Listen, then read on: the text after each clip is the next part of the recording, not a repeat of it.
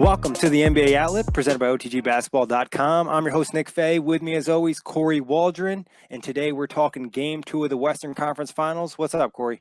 Nothing much, Nick. Just got done enjoying a nice 22-point blowout for the Rockets. Well, I mean, maybe not blowout, but it ended up being a blowout. Yeah, they pulled away in the third and fourth quarter, and they definitely took a nice 22-point win, tied up the series 1-1. Before we get started, just a quick reminder, you can listen to all of our conference finals recaps on iTunes, Blog Talk Radio, OTGBasketball.com, and Google Play. Also, quick note, check out OTG on Twitter at OTG Basketball. We will be doing giveaways for possibly the rest of the conference finals, so keep an eye on that. But let's talk about the game. Rockets came through big, 127-105. What were your thoughts on this one? It's amazing what happens when James Harden doesn't have to try and isolate, constant isolations to get himself going, and he can rely on other guys. Trevor Ariza and PJ Tucker were huge tonight. Eric Gordon showed some explosion offensively, which you said would be huge for them over Twitter today. And shockingly enough, he was huge. Chris Paul wasn't great offensively, but he was there. It just showed what the Rockets can do when the ball is flowing. James Harden, I think, had 545 dribbles in Game 1. He surely didn't have that many in Game 2 because he didn't need to. Exactly. The ball moved a lot crisper, and just from the get-go, you could feel the Rockets came out with more energy, a different level, and that had to do with, on-ball defense, rotations, pushing the pace, not necessarily getting fast break points, but pushing the pace, getting some mismatches. Then there was also a lot more off-ball movement. I think that really helped, and like you said, the role guys, Eric Gordon dropped 27 on 8 of 15 from the field, PJ Tucker 5 of 6 from 3. Trevor Ariza only had 19 points, but that's huge. I think, it's gonna sound kind of crazy, but KD had 38, but Ariza did a really good job on him and made his life a lot more difficult in Game 1. Yeah, for sure. The defensive impact was clear. Obviously Durant is Durant. He had 38 points and he still dominated, but the impact was still felt.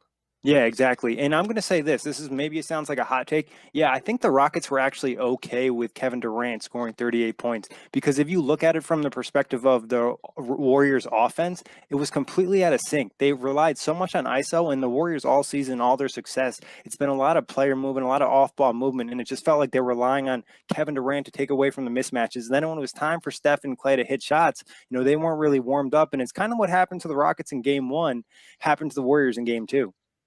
Yeah, for sure. And, even though Klay shot 50% from 3, they really took away, in Game 1, for example, post-game, he made that comment saying, I can't recall the last time I've had that many wide open shots in a playoff game.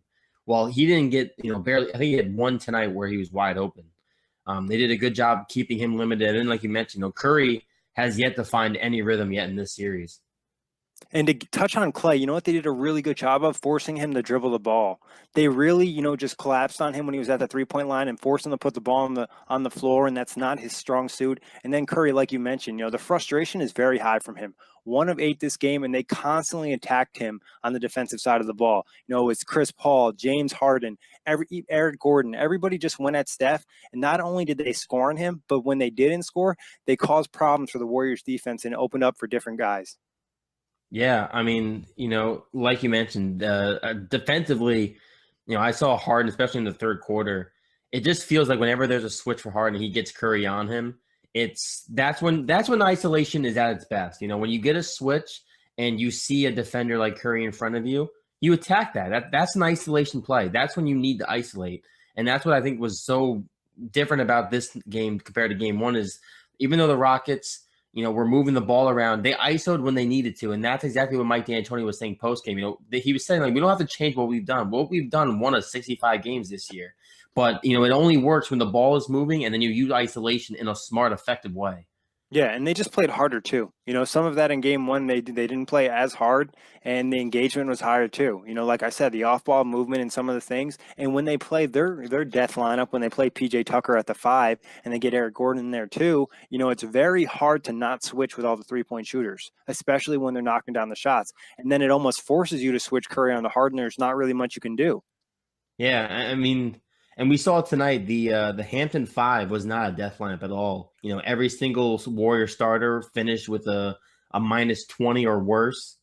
That five was ineffective.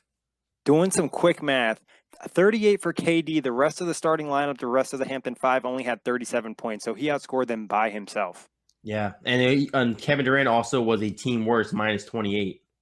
And that's like I said, I felt like not that the Rockets want him to light it up, but if he's going to go ISO so much, it's going to take the Warriors out of the offense and they're going to lose some of the rhythm. And that's one of the biggest things for a team like that, especially knocking down 3-point shots. And tonight, their 3-point percentage wasn't crazy. 9 of 30. And the Rockets, on the other hand, 16 of 42, 38%.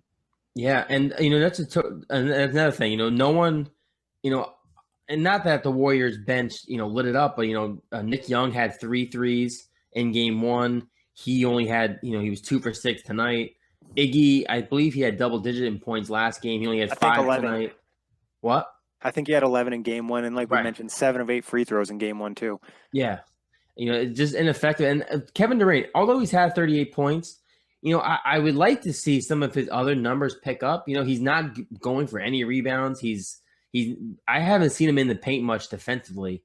I don't even know if he had a block in game one.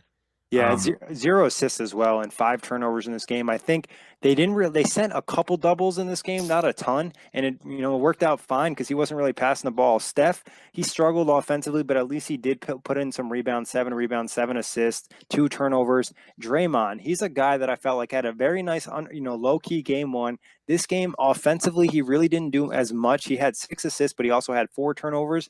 And defensively, I felt like even James Harden worked him a few times. It wasn't the same defensive game from Draymond in game 2.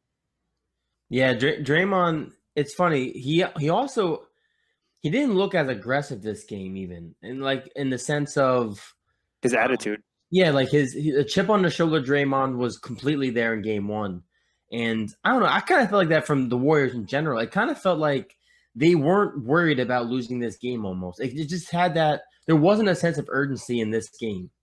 Yeah, and that's a very scary game to play because, Houston played well. Like I said, the effort level, energy level was high. They did only shoot 38% from 3. And this is a team that we know can have nights where they can just get kind of irrationally hot and shoot 50% and win a game that they're not supposed to. So if you're the Warriors, you got to take a team like Houston a little bit more serious. A 22-point loss, they were down by, I think, up to 28 points in this playoff game. It feels like this is the biggest competition they've had in quite some time. And let's say this too, Nick. The Rockets won by 22, right? They shot 38% from 3. Well, James Harden, Chris Paul were 4 for 20 from 3. And that's not going to happen again, most likely. No, I can't see. I mean, obviously James Harden tossing up 15 threes is whatever and shooting 37% for the game. But if you're the Warriors, and this is just like playoffs. Momentum is so quickly gained and lost in the playoffs. And the Rockets, all their role players, they're going to have a ton of confidence right now, especially in the fact that they won a game where your stars, weren't, shooting the ball effectively. If you're the Rockets, you have got to be feeling good going into game 3. And I think Eric Gordon really could be a deciding factor in the series. He's not obviously going to play this well every single game, but if they can get 20 a game from him, they just need that other scorer. And, Chris Paul wasn't amazing. He had a big third quarter scoring wise, but he was more of that all around point guard that we're used to seeing from him. They didn't need him to put up 25 or 30 points. They had Eric Gordon, some of the other guys put in some effort. So I think that it kind of allows Chris Paul to play his game a little bit better too. I mean, Eric Gordon, he was the bench scoring. Right? I mean, the role players obviously stepped up, but aside from him, Gerald Green had 3 points, Abalamute had 2, which again, he's now unplayable, I think, in this series. I think he's pretty much played himself onto the bench. Joe Johnson gave you crap. Tariq Black had 2 minutes in the garbage time. But Eric Gordon was huge, like you mentioned. And defensively, I don't feel like he got burned as much as he did in game 1. I think defensively, if you're just putting in effort, it looks a lot better than if you're just getting blown by. Even James Harden, I felt like in this game, he whiffed on a few plays, but in game 1, it felt like he was whiffing all over the place. There was a couple plays where he actually made some solid defensive efforts, and that was kind of impressive, and I think that kind of set the tone for the team. Like I said, overall, the energy level just felt a lot better, and I think Mike D'Antoni said it, the Warriors felt the Rockets this game. In game 1, the Warriors just did their own thing, and they ran their offense, they ran their defense, and they just had a good old time. Yeah, and also I felt like even in the first game to a degree, even when the Rockets had some leads, it never felt like they were in control of the game. And from this one, right from I can say like the 6-minute mark in the first quarter, it felt like the Rockets were in control of this game. Yeah, and I think a lot of that had to do with the pace. You saw James Harden, you saw Chris Paul, push the ball down the floor, maybe throw a couple passes. Ariza broke out in the break a couple times. I think transition was definitely something to keep an eye on. Also, turnovers were huge in this game. We complimented the Warriors in game one for protecting the ball. This game, 15 turnovers, 13 turnovers for the Rockets, but 15 turnovers for the Warriors, and a lot of turnovers to start the game, which allowed the Rockets to kind of get going. Well, I mean, that was something we saw in game one. I think if I recall the stat right, it was the Warriors won the fast break like 18-2. In this game, we saw Houston in transition. I think it was like triple the amount of times we saw them in game one. Like you mentioned, every turnover the Warriors had, it benefited Houston, whereas in game one, it was vice versa. Yeah, it really was like the roles kind of flipped in this game because even all the Warriors miscues, it felt like the Rockets capitalized not only the turnovers but the missed rotations. It felt like the Rockets got a lot more easy buckets in this game. A couple dunks, a couple easy lay-ins, things that we just didn't see in game one for Houston. Yeah, for sure. I mean, Houston. I mean, if people were really getting on D'Antoni, so he doesn't know how to adjust. D'Antoni, he made a few adjustments where he needed to, and I feel like honestly he did everything right, and I think he deserves some credit because the people were really hard on him after the game one loss. I think they were a little bit too hard on him because they acted like Houston was blown out of that game and they had no chance. They were in that game. I think a lot of the issues came defensively and a lot of them came with effort, and then the ball movement wasn't there. It was a lot of the players just not playing their game. They were kind of just a little bit out of it in game one. This game, we saw the Houston Rockets we saw all regular season. So I think D'Antoni, you're right, deserves a lot of credit for sticking to his guns. And people saying like, oh, they need to change their offense. Like, why would you change your offense in the Western Conference Finals when you were one of the best offensive teams in the league and probably over the last 5 years this season? Yeah, for sure. So Dan, like we mentioned, obviously it's a what have you done for me lately league. It feels like every time in the playoffs, it goes from game to game, takes and everything changed. But D'Antoni definitely deserves a little bit of praise for his. I was watching First Take this morning, and they were Stephen A was just ranting about how D'Antoni like just pretty much saying what you expect. He's like, well, he's my coach of the year, but he's not built for the playoffs. And I think he did great tonight to at least quiet some of that hate. yeah, it's not like he just got to the Western Conference Finals in only 10 games, but whatever. But Yeah, right. best Rocket players tonight, who really stuck out to you? I mean, I gotta say PJ Tucker is for one, 8 of 9 shooting. Obviously, PJ Tucker is I don't want to say he's J.R. Smith because that's just disrespectful. But he's just streaky. You never know what you're gonna get from PJ Tucker offensively. And he made every three he needed to make, he made. 5 or 6 from three, 83.3%, 7 rebounds, 4 assists, only 1 turnover. He was really good, very physical defensively. And I think, especially when you're, shooting 88.9%, like that says it all. Trevor Ariza shooting 77.8%. I mean, like that's crazy efficient. Like there's nothing you can do if you're the Warriors and you got guys like that hitting almost every shot they take. Yeah, and I think some of it though has to do with the Warriors defense allowing guys to get open shots early. Tucker had a lot of open shots. Yeah, and when you allow guys, and that was part of that new death lineup, not new, but that death lineup the Rockets were throwing out there. And I think this is probably, I'm not a PJ Tucker historian, but this is probably his best playoff game of his career. I know it was a career high scoring with 22, but also 7 rebounds, 4 assists, only 1 turnover, a steal. And I think his leadership is a little bit underrated on this team. He's one guy that gets after the team when they don't show up defensively. There was a specific play, I want to say, in the third quarter where Katie got an easy bucket in transition, and Gerald Green and James Harden was back, and you saw him from the bench kind of get after him, and you need to step up, get in front of him, at least foul him, don't give him an easy bucket. And I think that says a lot about PJ Tucker. No, I agree. I mean, I haven't watched a ton of the Rockets as much probably as I should have this year, but even in the few games I've seen, like you mentioned, he's always the guy when something happens defensively, he's going over to that guy and he's just giving them a spiel. He's letting them know what they should have done or whatever. He really has been an X factor. Yeah, and I'm going to go with Eric Gordon for my best player. I think, like I said, that another scoring factor, 8 of 15 from the field, 6 of 9 from 3, very confident, and he was able to really break down a lot of different Warriors. When he got to the rim and he attacked, obviously he still took 9 threes, but I felt like he did a good job of getting into paint as well. And then, shout out to Trevor Ariza for playing both sides of the ball and getting those easy transition buckets early in the game. Yeah, for sure. Are you concerned? I mean, I don't think you're concerned, but what do you think about Clint Capella not really being involved in offense or to a degree being taken out of the offense by the Warriors? It's interesting. It's definitely something I was thinking about watching the game, and it's really hard to complain about it because the Rockets played so well and they won the game. I think you're okay with it when you win by 20. If it was a game where they had lost, it's a little bit different. But I think Capella did a solid job defensively, putting in the effort. Offensively, he was still kind of attacking the boards, 10 rebounds tonight. Sometimes it's just going to be hard for him to score. There was a couple buckets where he probably could have, got some better positions. He also was 1 of 5 from the free throw line, so he can definitely play better, but not super concerning. I think it's just a really hard series for him with the way that the Warriors, like I mentioned in the previous show, take away those oops. Yeah, I agree. I just think it's just not a series for him in particular. Even though in 30 minutes he was still plus 12, I just don't think offensively it's a series we're going to see him be crazy, actively unless the pick and roll changes in the next two games. Which it could. I could see some defensive changes coming from the Warriors and maybe that allowing some more opportunities for Capella. Like we mentioned, Curry being an issue defensively and getting attacked a lot and some of the flaws they showed in, the Warriors defense. And I could see Capella maybe getting involved more in the future, especially if Draymond has a game where he gets into foul trouble. Because like I mentioned, Draymond, like he didn't have an amazing game, but he does a great job boxing Capella out and really making it tough. There was one play where Capella got his hand on the ball, but Draymond just kept boxing him out and pretty much just took him out of the paint. Yeah, yeah, it's that's the one thing positive about Draymond defensively is he Fundamentals. or offensively I should say is he or what did I just say? Defensively, I think you're right. I think you're going Yeah, with defense. yeah. I'm just crisscrossing my words. He really does a good job of physicality, and that affects Clint Capella and everything.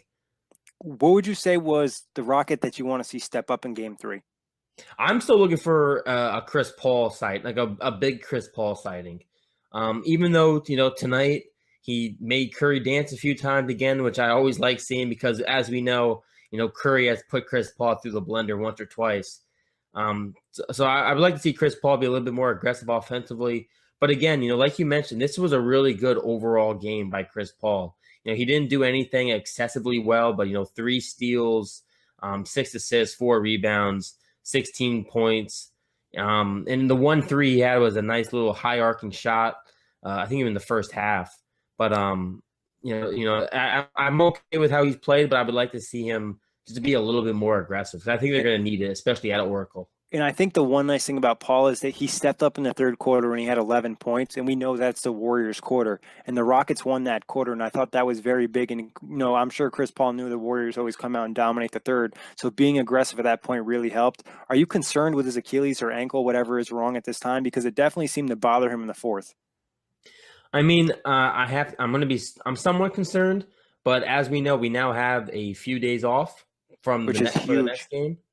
So, we got 2 days off. He can maybe, have obviously with how training staffs are, they're going to have the medical technology to give him, the best case to try and be as ready as he can be. I'm not overly concerned yet, but if he comes out in game 3 and he looks a little bit hobbled or a little bit banged up, then yeah, I'll be a little concerned. But for now, I'm just going to let it ride. Yeah, I think that, having the break should really help him. Abba Mute is going to be the guy for me that needs to step up, though. Again, missing layups, and I saw a tweet and a report. He doesn't feel 100% comfortable with that shoulder yet, and it makes sense because a couple of these layups, it feels like he could have dunked, but he hasn't. And if, as you know, he got injured. He injured that shoulder again, dunking the ball. So it's somewhat of a concern because it looks like it's somewhat of a mental aspect for Abba Mute. Yeah, and that's an issue. That's like there's always a mental hurdle for injuries. I can only relate to a few guys I've seen take an injury, but like Paul George, for example, when he broke his leg, when he first came back at the end of one season, he didn't. You can tell that he wasn't comfortable yet. Like he wasn't aggressive going to the basket, and he wasn't sure about his leg. And I think Balamute obviously it's a shoulder, but like you mentioned, he got hurt dunking. Yeah, That's a and it that's just a popped normal out. NBA activity. Yeah, it's scary too because it's just like an easy way. When your shoulder pops out, it usually pops out again. So I'm sure it's something that definitely has made him scared. But on the Warrior side, obviously Kevin Durant had the biggest game scoring wise. But who else was the best Warrior out there? Was anybody else stick out to you and had a nice game? Um, I mean, Sean Livingston had a nice 18 minutes. I mean, he didn't do anything excessively well, but he just played a nice, solid, contribution. He had a nice dunk. Um, I I love mean, Sean. it was rough. Besides Kevin Durant, offensively, I don't think the Warriors played good as a whole. So it's tough for me to say one guy played well. Yeah, I agree. I think Livingston kind of still did his thing. KD did his thing. And, maybe you want to say Looney had a couple good possessions, but overall, just like the Warriors' team effort just wasn't very high. Which Warrior needs to step up the most for game three? It's got to be Curry. He's the leader of this team, right? We've been saying it all year that he's like the engine that makes the Warriors go. Kevin Durant may be the best player on this roster, but Stephen Curry is the most impactful, and he hasn't been impactful. I mean, it's just facts. Like you mentioned, 7 of 19 shooting, 1 of 8 from 3, minus 20, 2 turnovers.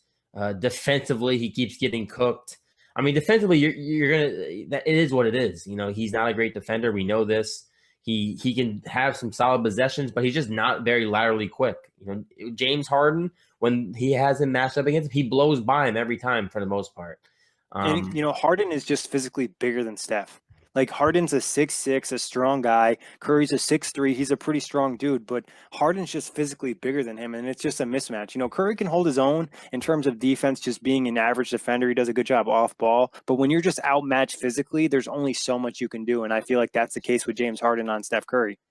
Yeah, I would agree with that. That's pretty accurate. So, I mean, they're going to have to make some adjustments. Steve Kerr is a great coach. We know that. But I 100% agree. I think Curry has to be that guy, and he has to bring that swag back to the offense, get that rhythm going. And when Curry's hitting the crazy threes, it's easy to see the team get happy. The energy effort gets high. The Houston team or the opposing defense gets a little bit nervous, and everybody's kind of pressing a little bit. And you just don't see that, especially when he's 1 of 8. He hit that 1 3, and it would look like, oh, maybe he'll get hot. And then it just really nothing came out of it.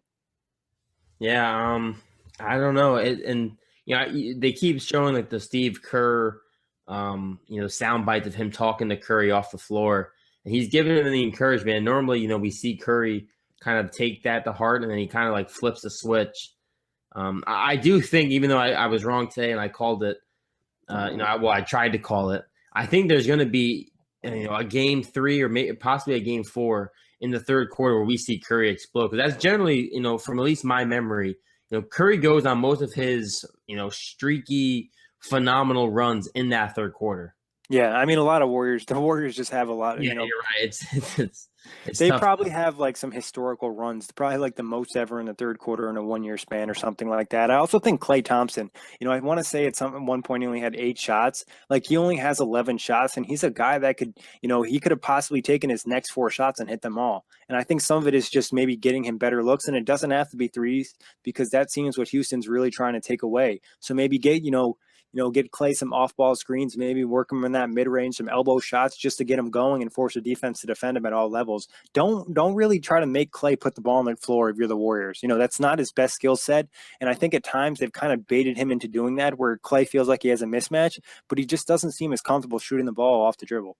No, I mean, for example, that 60-point freakish game he had against the Pacers a couple of years ago. I think he had, like 11 dribbles.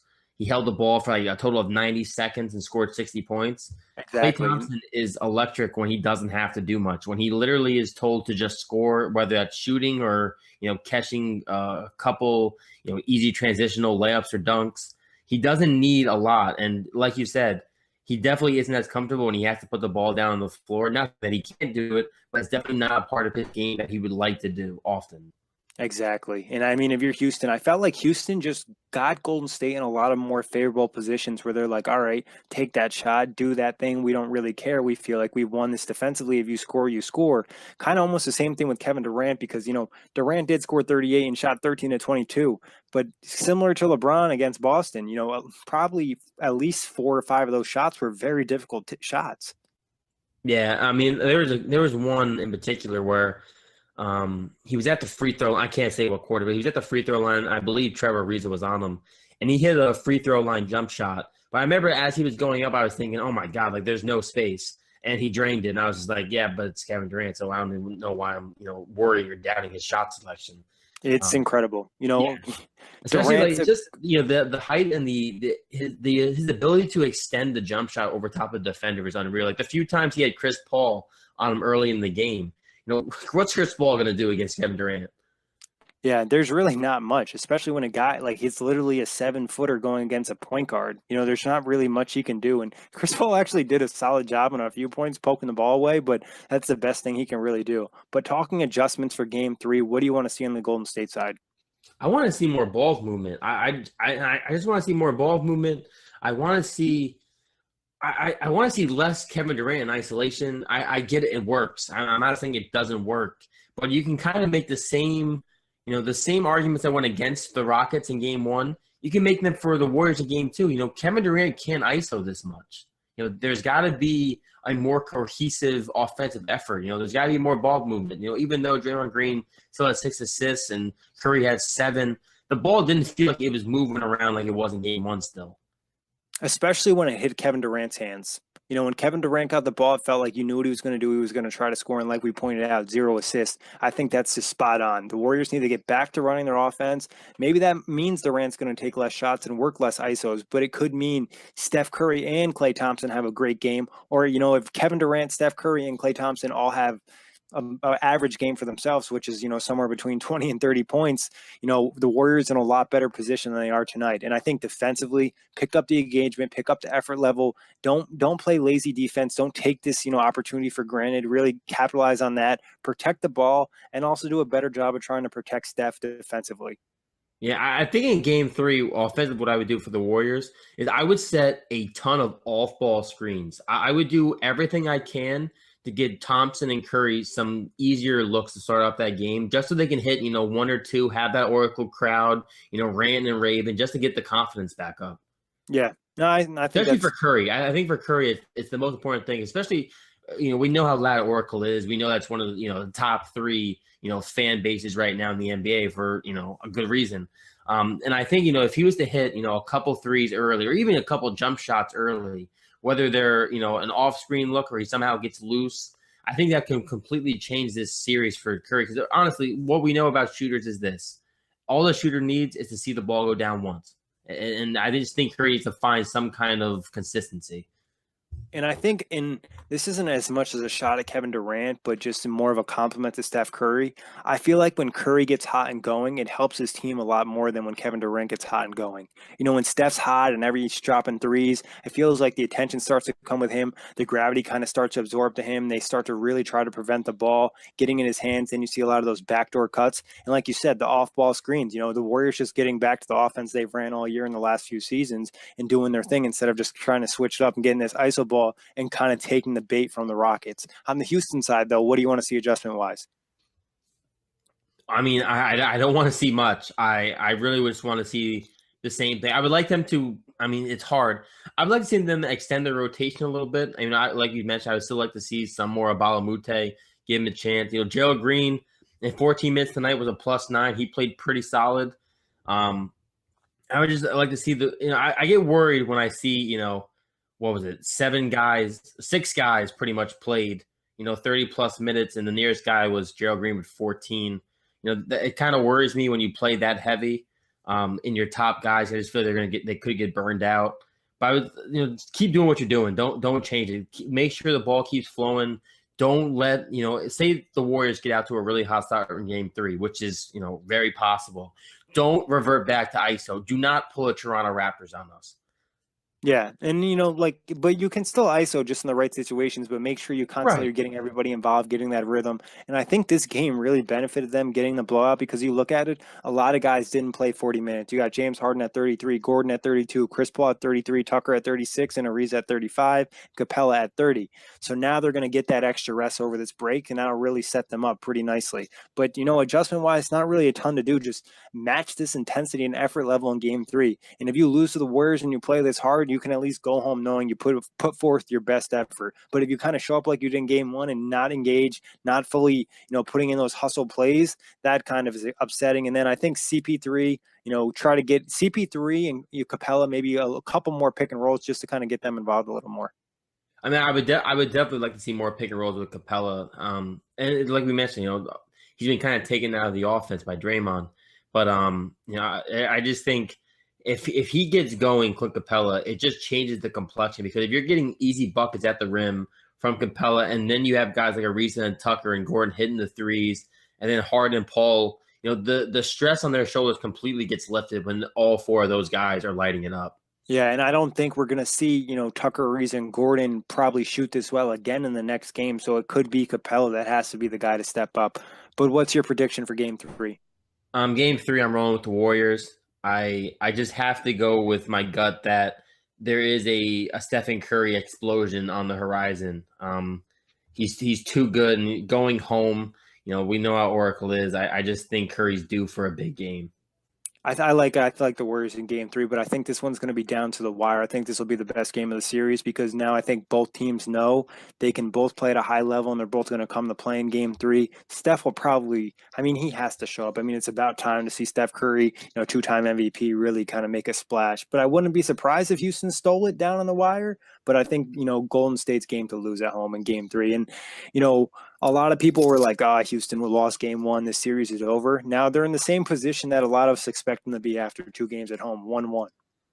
Yeah, I still have the Warriors in 5 because kind of what you mentioned. I don't see Ariza, Tucker, and Eric Gordon shooting this well, as a unit, 77%, 88%, 53%, those guys all shot extremely well. And I don't know how many times they can duplicate that. Now, granted, if they duplicate that effort and, James Harden, Chris Paul, they shoot better and, James Harden isn't, shooting 20% for 3 on 3 for 15, then, all bets are off and anything can happen. But I need to see the consistency for me to say that, this is something that the Rockets can sustain in the 7-game series. I think they'll probably get closer to the mean in the next one where you'll see James Harden and Chris Paul's numbers pick up and you'll see the other guys drop, especially Tucker and Ariza. Gordon's a guy that I'll be watching very closely because I think he's a really big factor in this series, especially with the way he played tonight. Not expecting to play this way, but I think the confidence level is just so much different in this game and almost different from what we saw all postseason. Yeah, actually, Nick, I have a question. We've mentioned this a few times in the pod about how the Rockets haven't had a signature game or signature win. Is this their signature game so far in the playoffs? It's a signature game for the role players. I don't want to give them a signature game because, like you said, James Harden, 37% from the field, 20% from 3. I think if this is a signature game, you're looking more so at Harden having 35, 10 assists and shooting more respectable numbers, and Chris Paul probably having a little bit bigger game. And I think 3-point percentage wise, I'm not trying to say the Rockets are the best 3-point shooting team ever, but we've seen games in the regular season where they've shot well over 40%. And I still think we could get one of those in this series. And that's why I have a little bit of hope that they can push this a little bit longer. Yeah. Okay. That's what I'm hoping for. It could not happen, but I feel like we haven't seen the Rockets really just they've had that incredible third quarter against the Timberwolves, but we haven't seen a full game where they're just scorching hot from 3. And some of that, it's tough to say with the Warriors D, but hey, it could happen. It's funny. I think I agree. I don't think we've seen the game where the Rockets are on all cylinders. Clint Capella having a double-double with 4 or 5 oops. Like you mentioned, James Harden having 35, 10, and 6, and then Chris Paul having 16 and 8, and then like you mentioned, all the role players showing up. We definitely haven't had that moment. So I agree with you, but I do agree with the fact also that you said this is definitely the signature game for the role players, though. This is probably the best collective effort they've all had so far in the playoffs. Yeah, and I think a lot of this game, too, is, I don't want to say Houston played their best game because I also feel like the Warriors just didn't play that well. Like I mentioned, their offense was out of rhythm, and defensively they weren't playing at that championship level defense we've seen at points in this postseason.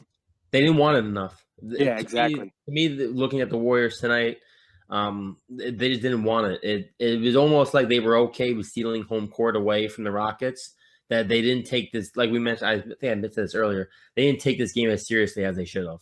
And I don't know if it's going to come back and bite them in the ass, but it possibly could. If they lose this series, I think they could look at game 2. Not saying they would have won for sure, but the effort level they put in could allow the Rockets to get some of that confidence they really need. But that wraps it up for today. Kory, as always, thank you for hopping on. Thank everybody for listening. Like I mentioned before, you can catch all the conference finals breakdowns on iTunes, Blog Talk Radio, OTGBasketball.com, Google Play, and check out OTG Basketball on Twitter for some nice giveaways.